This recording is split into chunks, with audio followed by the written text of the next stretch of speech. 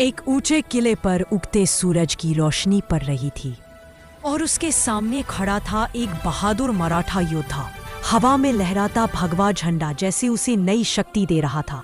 हर सुबह की तरह वह नीचे मैदान में अभ्यास करते मावला सैनिकों को देख रहा था। तभी किले के द्वार से तेजी से एक घोड़ा दौड़ता हुआ आया। वह संदेशवाहक थका हुआ था। उसने घबराकर बताया कि पास के गांव पर डाकुओं ने हमला कर दिया है।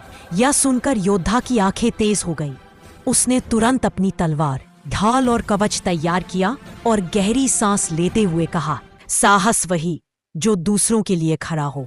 वह घाटी के रास्ते तेजी से गांव की ओर बढ़ा। धुआं उठता हुआ दिखाई दे रहा था। गांव पहुंचकर उसने टूटी झोपड़ियां, जली हुई चीजें और डरे हुए लोगों को देखा। एक बच्चा मलबे में फंसा हुआ था। योद्धा ने बिना सोच के भारी लकड़ी उठाई और बच्चे को बाहर निकाला। लोगों की आंखों में उम्मीद की चमक लौट आई। डाकू अनाज और सामान लेकर जंगल की ओर भाग चुके थे। योद्धा ने उनके पैर के निशान देखे और तुरंत उनके पीछे निकल पड़ा। जंगल गहरा था, पर उसका हौसला उससे भी गहरा।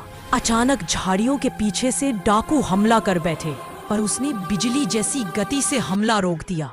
वह शांत आवाज में बोला, अन्याय हमेशा हारता है। डाकुओं का सरदार विशाल कुल्हाड़ी लेकर आगे बढ़ा, पर योद्धा ने पूरी ताकत और कौशल के साथ मुकाबला किया। एक जोरदार वार में उसने सरदार को मात दे दी। डाकू डर कर भाग गए और गांव का सारा सामान वापस मिल गया। गांव में खुशी की लहर दौड़ गई। ढोल बजे, बच्चे हंसे और सबने मिलकर योद्धा का सम्मान किया। पर वह बस मुस्कुराया और विनम्रता से कहा, मैंने केवल अपना कर्तव्य निभाया है। रात के आसमान के नीचे वह अपने घोड़े पर सवार होकर वापस किले की ओर लौट गया। हवा में भगवा फिर से गर्व से लहरा रहा था, क्योंकि सच्ची बहादुरी तलवार में नहीं होती, वो दिल में होती है।